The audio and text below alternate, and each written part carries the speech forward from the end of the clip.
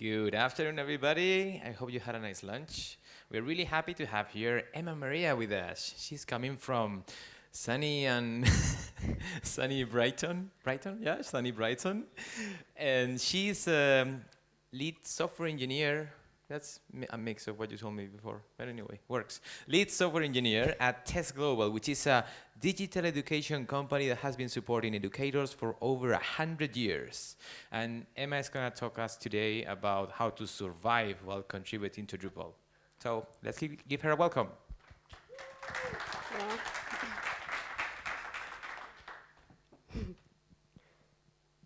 Okay, so hi everyone. Yes, this is my talk called Drupal Contribution Survival Guide.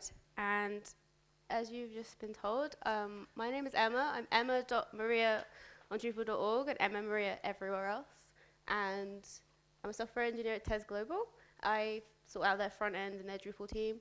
I am a Drupal core theme maintainer for the theme Bartik. I've been doing that for about a year and a half, maybe 2 years.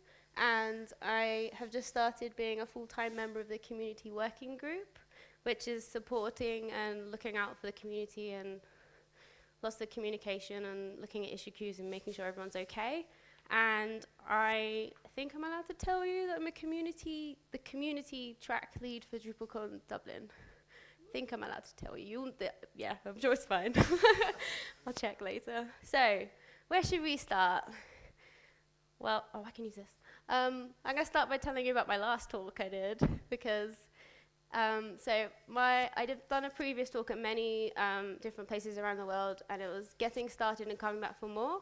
And it was super exciting, motivational, has lots of theory and like knowledge and stuff.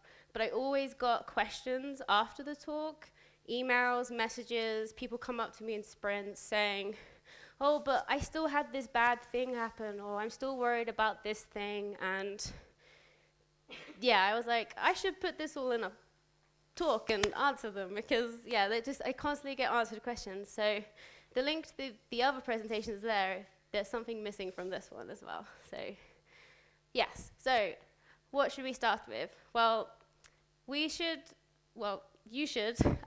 start by getting involved in the community.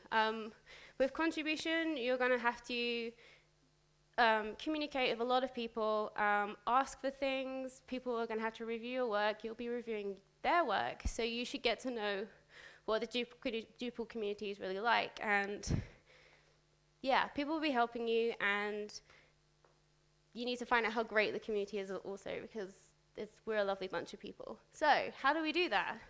Well, the first thing I did was I started volunteering at DrupalCon, like before I ever made a noise like in the community. Like I was so scared, I was like terrified of all of you, and this was in Munich, so like 4 years ago. I was like really shy, really nervous, and someone said, well, sign up and volunteer and you get to be a human arrow and stand there and just point, and then people will be friends with you. And I was like, oh, okay. And like I gave out stickers, and I helped with registration desk and put signs up, and like doing things like that and just getting to know people through that way, because you're not really putting yourself out there that much. Like I fully recommend doing that.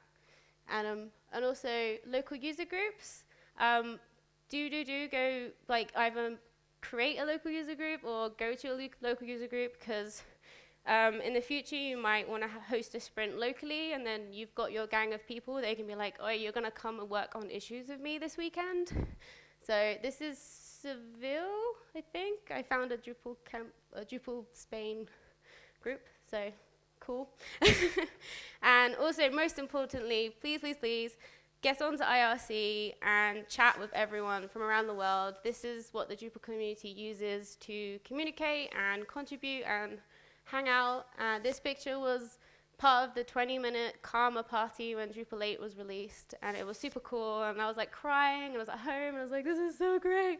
And like, yeah, and the Spanish community, or the Spanish-speaking community, are in #Drupal-ES, and the main contribution all happens in Drupal-contribute. So try and sit in IRC when you're at work, if you're allowed to, yeah. But like when you're on your computer, sit in IRC, say hi, just keep an eye on what's going on, and it helps you stay a part of the community. So this is what can I work on? This is what everyone always says to me, and my other talk contains a lot of like what level of like issue you should work on, all the different like areas, all different types, but there's a set of questions that I want you all to think about, and if you answer these things before you go to a sprint or before someone hands you an issue, you're in control of the topic, what you want to work on, and you're not relying on someone who doesn't know you very well, doesn't know anything about you, who they might have topics they like inside, like they're like I like front-end topics, so, and know a lot of front-end topics, so I would probably give someone a front-end issue. But if you turn up and say, oh, think about these things, and then turn up to sprint and be like, so every day I work as a front-end developer. I'm just going to answer it myself because I can't think of anything on the spot. So I'm a front-end developer, so that will tell someone, okay, front-end is the broad topic. What are your strongest skills? So mine are communicating with people, and I'm super picky about like being very precise and accurate. So I could probably do some reviews. Like someone would be like, oh, you can review things and see if things are like correct or not, and tell people. What are your strongest, no wait, I did that. What would you like to learn? So this is gonna be a confession. I would like to learn core level JavaScript, but I don't know if I could ever be able to be that good. So potentially if there was a super simple issue, or even something that was just JavaScript topic that was not writing JavaScript, I could work on it and be like, I got a commit in JavaScript. Yeah, cool.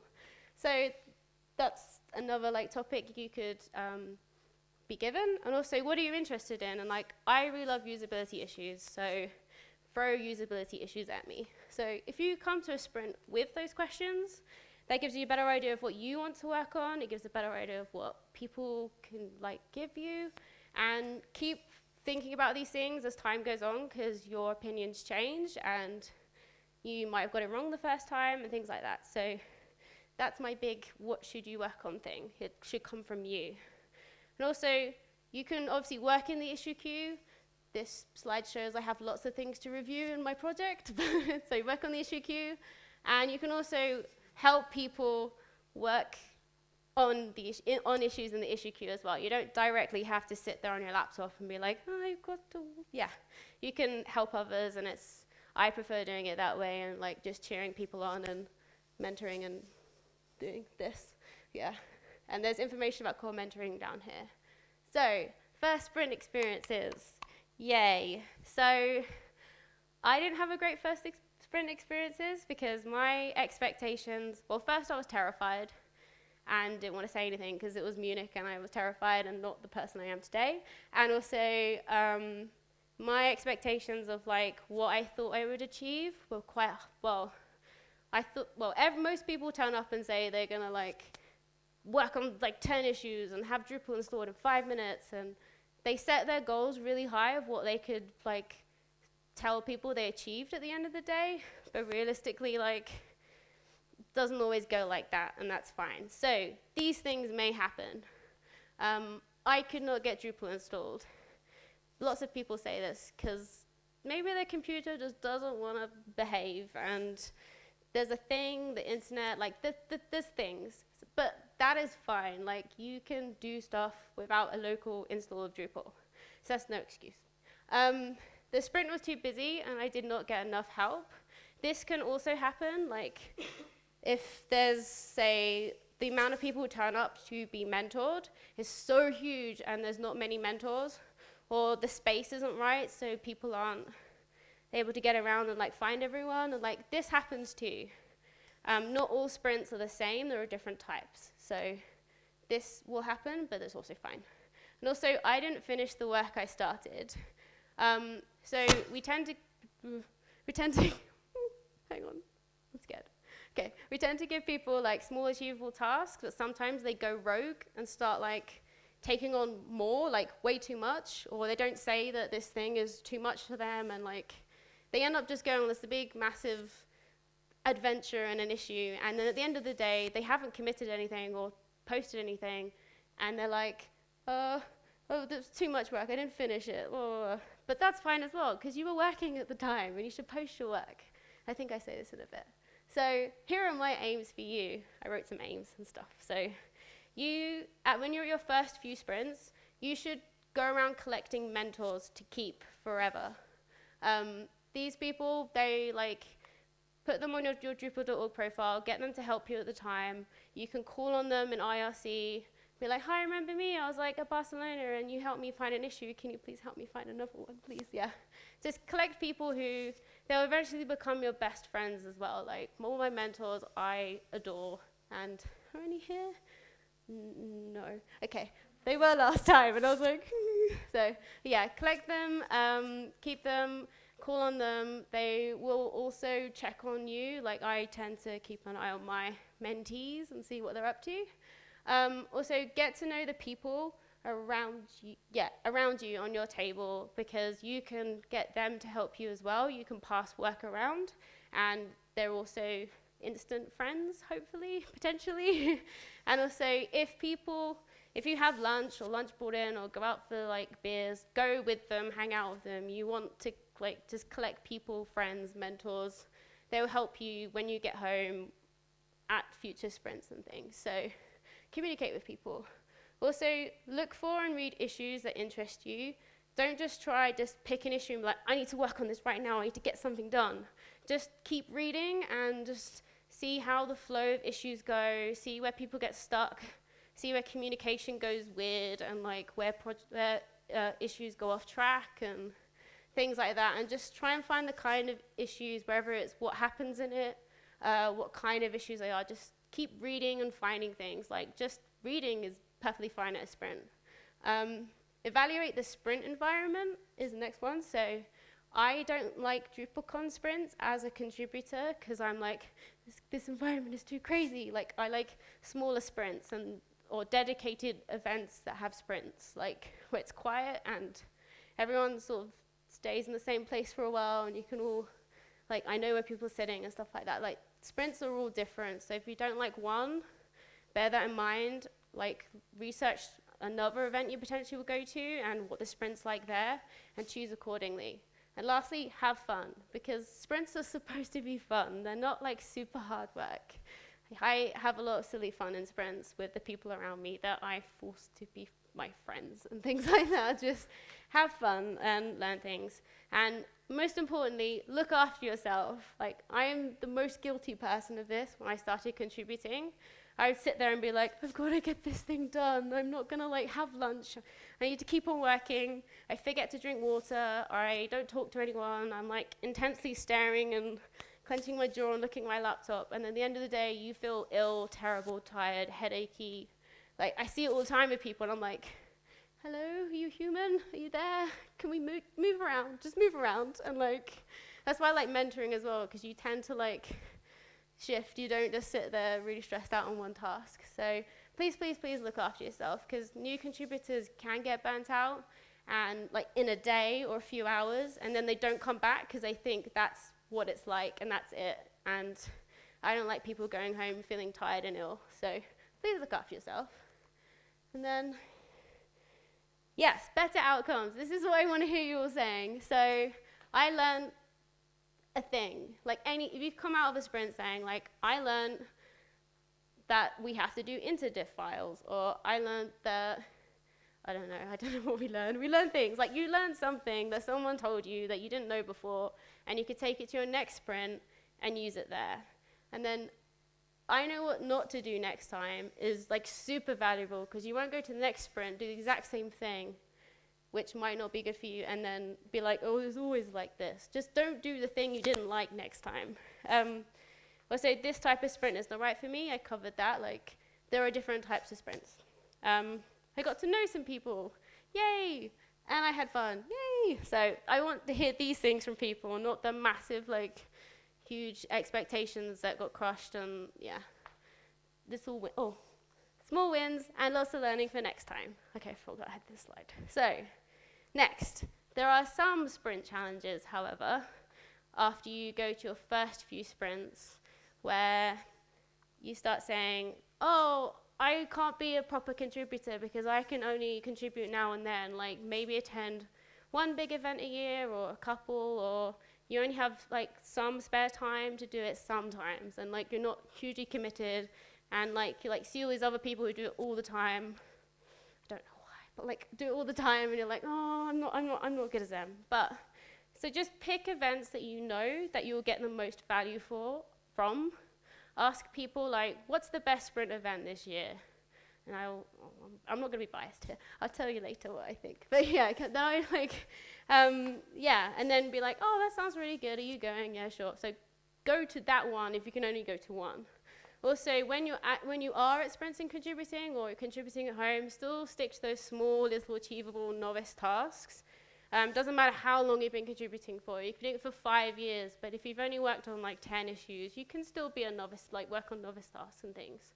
So stick to those small, achievable tasks. You'll achieve them in the little time you have, and then you'll still feel great. Also, talk to people when you're there. Catch up on progress. Like, ask like the multilingual lead, how's it going? Where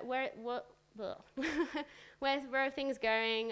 What are your priorities? Is there anything I can achieve in the next half hour that will make your life so much better and the project so much better? And that's like a super useful thing to do. And then you can say, I went to that sprint 6 months ago, did that cool thing. Look, I did that cool thing. So, yeah. And then people say to me, well, I can't ever attend an event, either for like budget or time or whatever. So I can't ever contribute. And this is lies. So we should focus on building your local Drupal community. Like, hopefully you have something in place, or that you have someone in your town or your city that does contribute, or in your company that contributes. And a sprint can just be 2 people, like in an office space at the weekend, eating burgers, working on issues, and you can build it from there. And you can ask people from the outside to come and help you out. Like, if you are working on front-end issues, you can like ask me potentially, and I'll come and like help find issues and mentor and hang out. And yeah, I like burgers, so I'll come along. And also, don't forget that some big events you can apply for grants and scholarships. So Drupal Dev Days has one, DrupalCons have them, and if you can like provide evidence that I will go to this event and I will help in this way and I'll contribute, I'll make the project better, I want to work on this with these people, and this is the only opportunity I'll have, you can totally like do that, and you will most probably get a grant or scholarship and be able to go if it's monetary reasons that you can't attend things. Sorry, I got confused. Yes, idea time. So when I'm at sprints, this happened in Asia, loads of people came up to you and I was like, I have this idea. I'm like, okay, what is it? And they're like, oh, I want to put Sass into core. And I'm like, okay, cool, great. Okay, so have you searched to see if this issue, wait, no, it definitely isn't working now. Hang on, cool. So search to see if the issue already exists. And I found it. I think they found it too, but I found it and was like, we've already talked about this. So you can go join in there. Look, there's lots of people in here discussing it. And then you can join forces of all these people, which is great. Also, if you don't find the idea, please put it down on paper, online, in an issue that you want a feature request. Here's your idea. Put it out there. It's logged, it's there. Don't just keep it in your head. Share it with a few people or whatever. Just put it down. Like, people don't post issues when they have ideas, and they should. It doesn't matter how long you've been contributing for. Don't worry about anyone who's going to say what. Just post it there if you have an idea, and just wait for the feedback. Also, if you have more of a theoretical, big, like, concept idea for Drupal, you can also write a blog post, ask your friends, ask the topic, like maintainers of the topic, to share it, read it, put your idea out there as well. And also, if you go to an event, you could potentially just say like, I really wish we could discuss this and things, and you can get a lot of people together. So this was DrupalCon Austin, where someone was like, we need to improve we need to sort out the front end themes and all this stuff. And then all these people got together to discuss it for hours in a corridor. And not all of it, most of these people I really don't know, and they don't regularly contribute, but on that day they made such an impact. And literally everything, like all the theme structure in front end in Drupal 8 now, is because of these people. saying things and pointing at a banana. The issue's online. I'll point it to you later. So working on issues. We all want to work on issues, potentially. So firstly, like I said, you need to read, keep reading. Reading all the things. I don't think we'll get to the bottom of this issue. I picked a big one. Read all the issues, see where it goes, see what people say. It can go all the ways. Yes. And then if you get to the bottom of it, and you're looking at a novice issue as well, which should have clear next steps, and there is no clear direction, don't panic. This is probably someone else's fault, not yours. And you need to write a comment saying, be brave, write a comment and say, I have no idea what's going on right now. Please, can you give me, what is happening? If it's really unclear, you can tell them. And someone will probably reply with, oh, this issue went, way this way. And, yeah, you probably, a novice person probably shouldn't look at this anymore. Or you can ask people in a sprint, be like, I don't know what's happened. So make sure you do that. Don't feel, defeated or anything. And only come back to the issue when someone said something. Don't try to, fight the, I must work on this issue, someone gave me it. And then, yes, the smallest contribution can also be the most helpful. Even if you looked at an issue and you just updated, you saw that someone had put a typo in the title, or someone hadn't put any issue tags so no one could see that it was a usability issue, or just the smallest thing, it was on the wrong status, it should be on needs review. You are triggering a notification and putting the issue further up the top of the list, and other people may see it, and the action, something that sat there for a while will start moving again, and you can make a big impact sometimes. It's quite interesting. I've done it before. I'm I don't like that title. And then people are patches, patches, patches. And I'm yay, that's cool.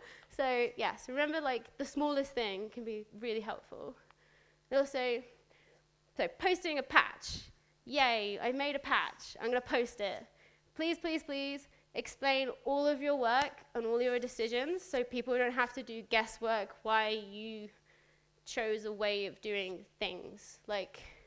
Just say, oh, I thought about this, decided to write it like this, all these things, right? All your decisions. And also post an interdiff file, so if there are patches there already, so people who are not necessarily following along can check the interdiff files for changes in between patches that are happening as well. And that's super useful for me, and I had that issue the other day where I had 7 patches in a row, no interdiffs, and I was I don't know what's happening, and I need to review this because it's assigned to me, and it's super helpful to post interdiffs. I'm going to stop talking about interdiffs now. And also say how the patch can potentially be reviewed, because if a beginner looks at it, it takes the stress out of working out what they need to do next. If you say, well, this will now need screenshots, can someone please do some screenshots? So if it's in a nice comment and nice way, some people, it'd be nicer for them to jump onto the issue and do screenshots for you. So, yes. And also, patches do not need to be, did I say? Oh. Patches do not be perfect. So even if you don't know the whole way of solving the problem, or potentially the correct way, or you're worried about what you're doing, just if it's technically sound and you're yeah, okay, just post the patch. Don't worry about someone being that's stupid. You can deal with that in ways. Just post what you have. If it works, great. And then people will review and can technically, they can review it and tell you what you can improve. Or, sorry, this confuses me.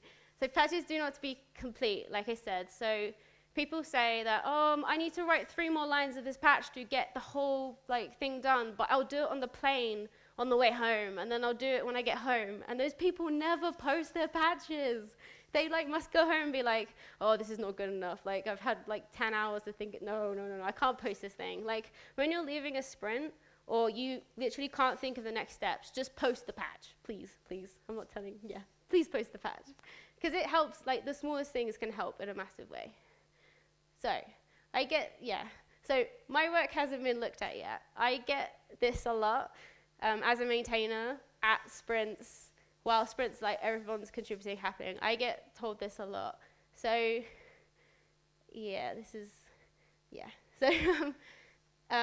so at an event, lots of things are going on. Your work might not be reviewed on the spot. It might be reviewed later, and that's fine. And you shouldn't expect too much. Like, there's so much action going on that issues are flying around all the time, and like people can't keep up with them.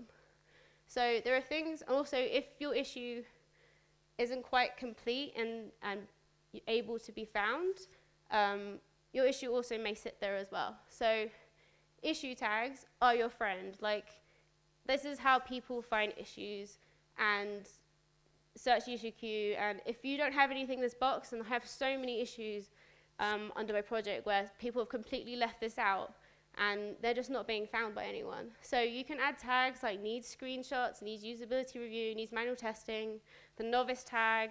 Say like for front end, we have the front end tag, usability tag, the design tag, like needs tests. There's other back end kind of things I don't know about, but there's loads of tags. I'll post a link for the tags, which I haven't put on here, but make sure you put tags. They're like the best thing in the world. Also, be proactive. Check on the status of the issue. You never know, like you may just see, like spot it in the corner of your eye in the issue queue that it still needs review, but it might have actually like gone back to needs work, needs review, needs work, and you could jump in there and help it again. Like there could be something you could actually add to it and you just haven't realized. Or you can suggest an issue swap with someone, say like, I need a review on this. Does anyone have anything I could look at? So you're helping them, they're helping you. It's really cool. Also, you can ask on IRC or Twitter for reviews as well.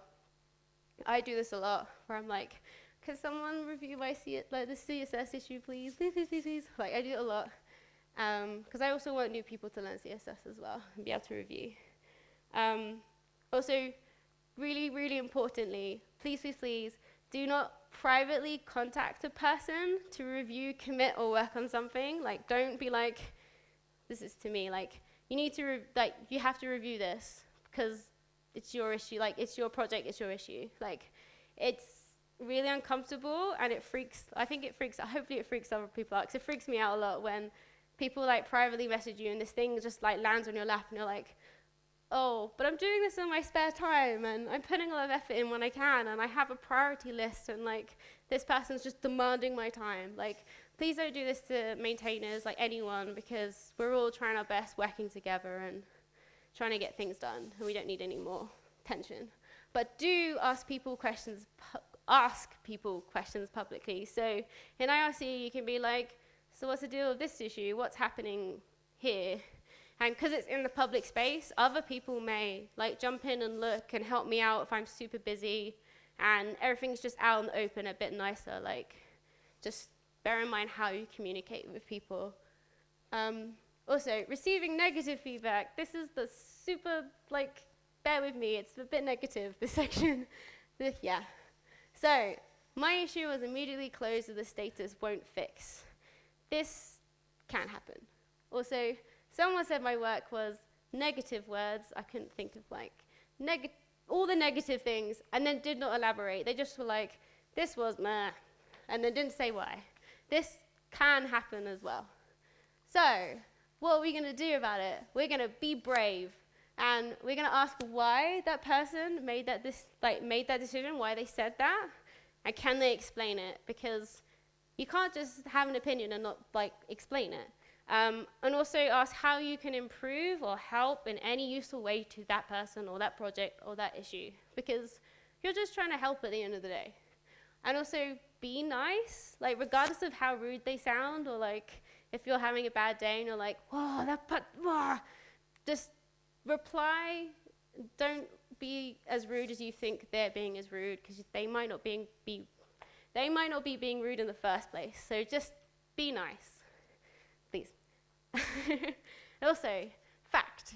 People can be very passionate about their work and they can get snappy. I like this terrifying picture.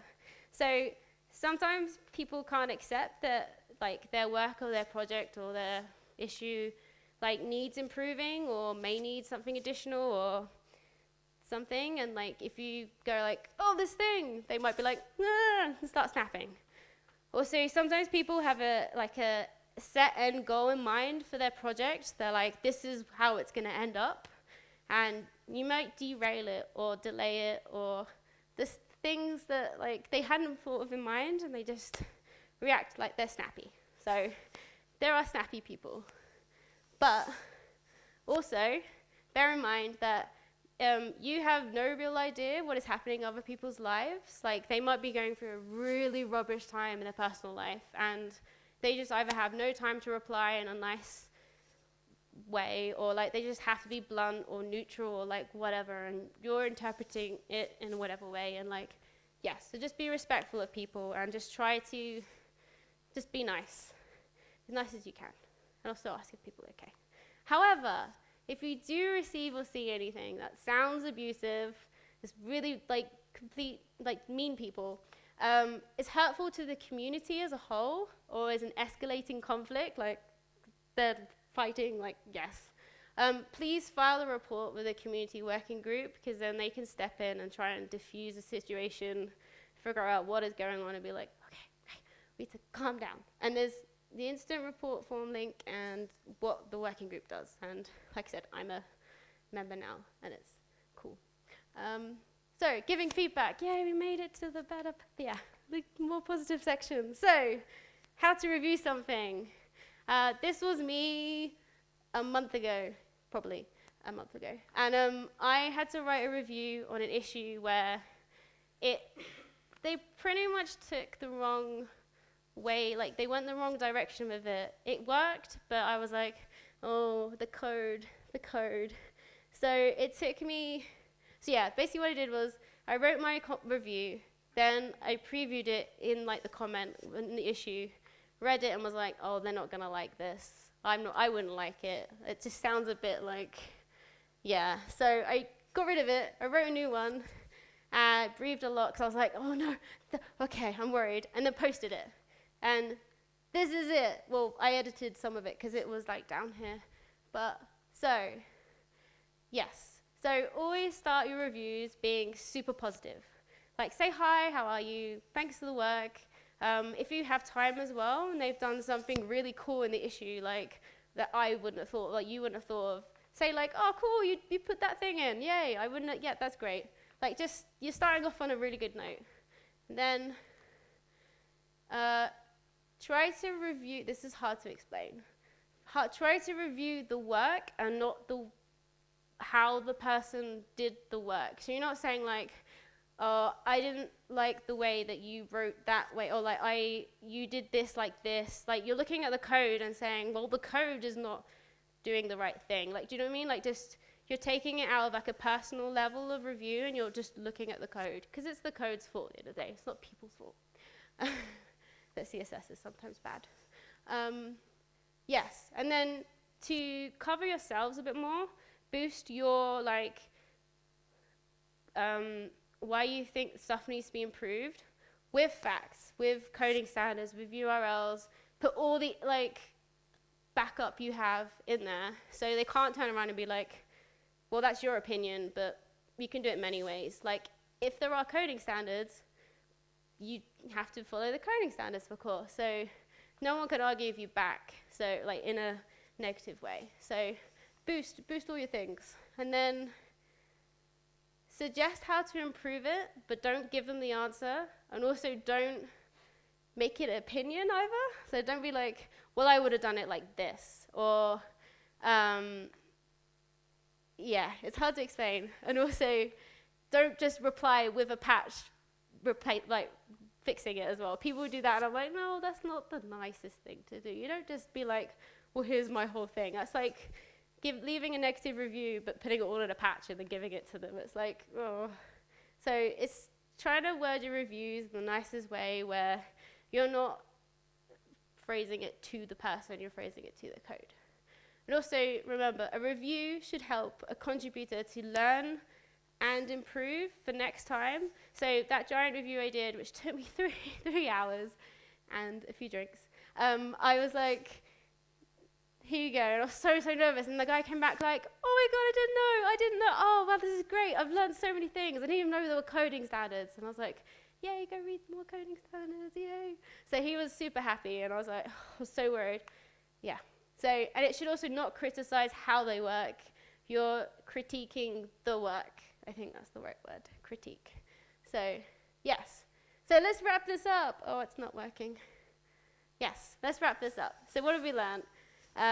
Online written communication, especially in a big, like, worldwide community, is tricky. Like, regardless of culture, where we are, what mood we're in, what we're doing, all our lives, it is tricky. So you need to step back and really think about the words we're saying to each other. And at the end of the day, we all need to work together on this. We need to respect each other. We need to just look out for each other, and that otherwise we won't get anything done. So that's my conclusion, because I forgot my conclusion slide. And thank you for listening. Any questions? And also I want to hear any experiences that you've had that have been tricky or whatever. So thank you.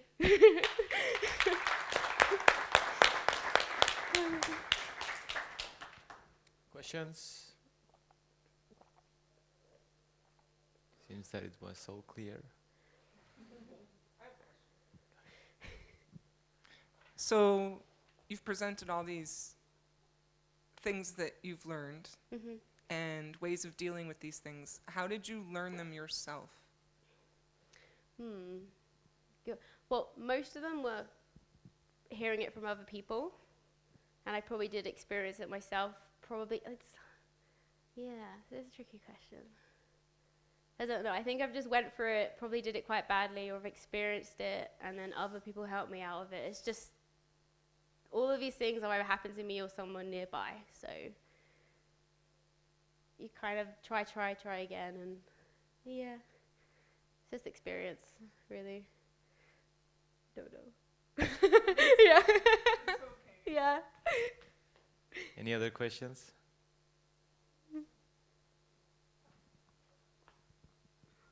Yeah, you've said that you are a maintainer of the theme, and also you're on the community Working group. Yeah. Yeah. What is taking you more time working in? Which of them, or maybe? Oh, so yeah, they both do, and I'm aware of that. People are like, yeah, it's a little time, but so the working group stuff is like set to like, I've set it to like a few evenings a week. Like it comes through in like reports and issues and stuff, so it's not too bad. But I do want to focus on that more now. But the maintaining is like dribs and drabs every day. Like I'm checking on things and just making sure that everything isn't escalating or going weird places and stuff. So they take up a lot of my time equally. But I've already just started the working group one, so I'm going to figure it out. Yeah, time organization is fun. Yeah.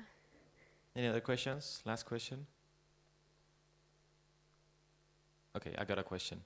Okay. When you started contributing, did you contribute it first to a module or theme, or did you go straight to core? Straight to core.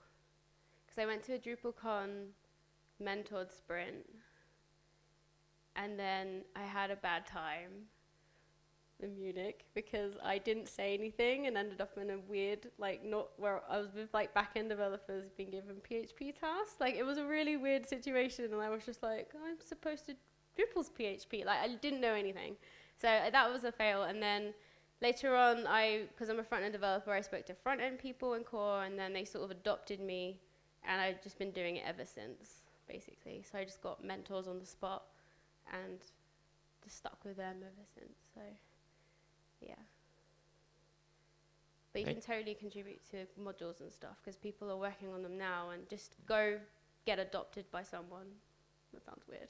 Like, they should be like, oh, cool, you're working on, like, something, I don't know, I can't think of examples right now, but you're working on this, and, like, I like that module, and just join in. Like, they all have plenty of, like, everyone has far too much work, so just suggest helping them in some way. You can. Also, I have loads of issues that you can help me with, front-end stuff. Okay, cool, yeah. I want to adopt you. Anyway. That's it. Thank you very much, Thank Emma, for you. coming.